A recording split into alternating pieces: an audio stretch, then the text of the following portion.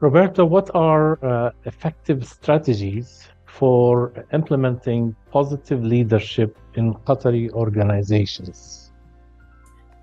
Well, there are several. Usually, when I am consulting with organizations, I focus on what is already there and how we amplify what is already there.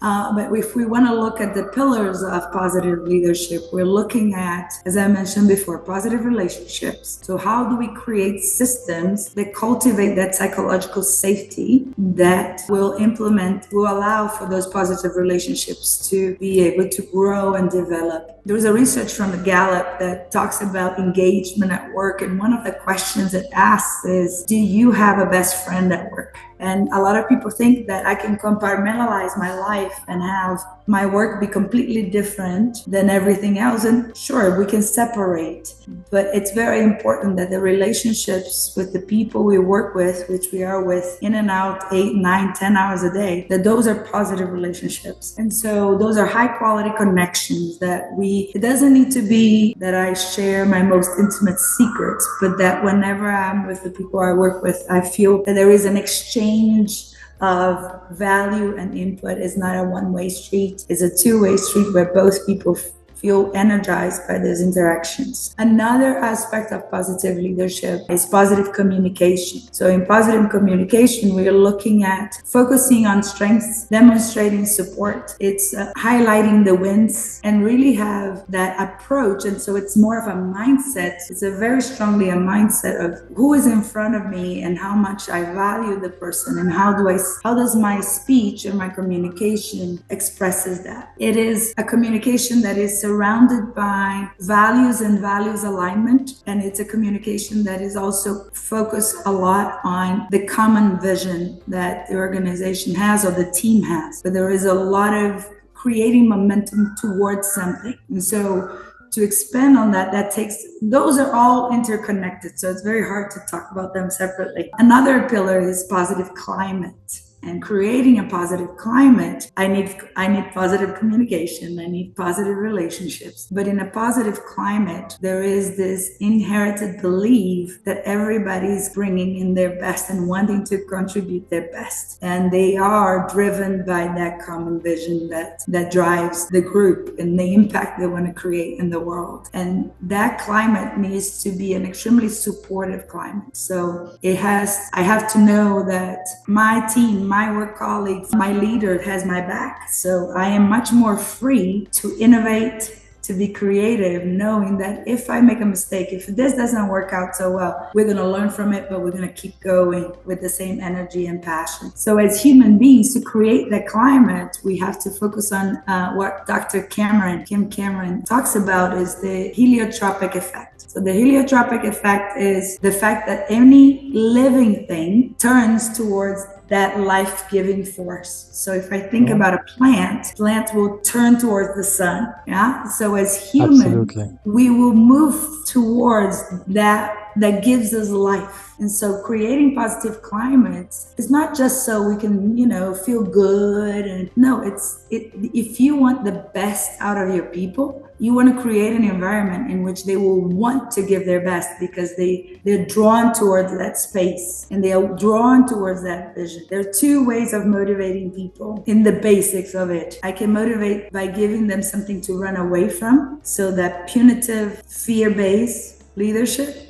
in which people are going to try to perform because they don't want to have, they don't want to be fired. They don't want to have a deduction. They don't want to be told off in front of everybody. And then you have the positive way where you give them something to build towards. So something to aim for. And so that approach is a heliotropic approach where we're giving people something to work towards. The science is very clear around the impact of positive emotions on performance. So although we come from a school of a lot of fear-based leadership where we think if I press people, they're going to perform. The reality is when I'm experiencing fear and tension and stress, my cognitive ability shrinks. Literally our peripheral vision narrows. When we are experiencing positive emotion, which can be contentment, satisfaction, safety, joy, excitement, then my cognitive capacity expands and I'm much more creative, I'm much more productive, I'm much better problem solver. And so the science is very strong there, but in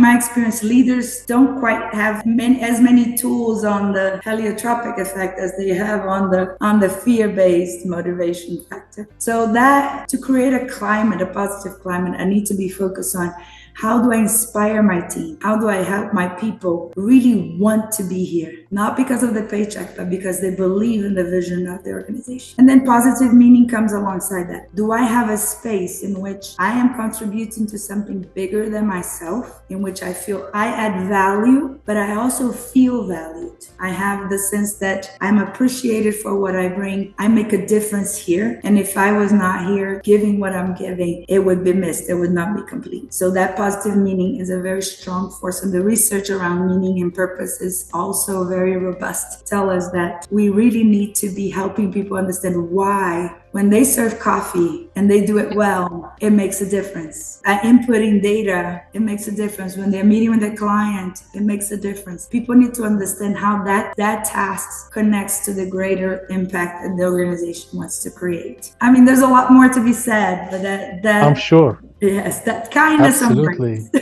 Absolutely. Thank you very much. And I presume, of course, team building comes into play in this area or arena, right? Would you say, Roberta? Definitely. Team building, definitely. Exercises and team building. Yes, but they events. need to focus on really fostering their relationship. So the research is quite strong. So I would encourage, there are different ways to build a team. Exercises are very important if they're debriefed well, if we actually stop and talk about the hard things that are coming up, not just let's have a good time. It's good to have a good time, but it's also important to really look at what are the interactions telling us and how do we shift that mindset to be an appreciative mindset? How do I appreciate someone that is different than me but brings just as much value to the team and the organization? So those are important factors to have. Simple exercises, like there is an exercise that can be done where people are paired up for coffee randomly in the organization, and they have the agenda of the conversation is just to connect and to really just exchange knowledge and relationship across the organization. That has shown to have such a great impact. It's so easy to implement, but has such a great impact on the cohesion. The cohesion of the teams and the organizations. When I know somebody from finance that I don't actually interact with, but I know George, and I know George has a dog, and those things that seem so trivial but are so powerful. Team building is very important. But then who shows up for the team building? There has to be everybody. And so that's important too. So yes, team building is one of the tools. Thank you very much. And I'm also happy to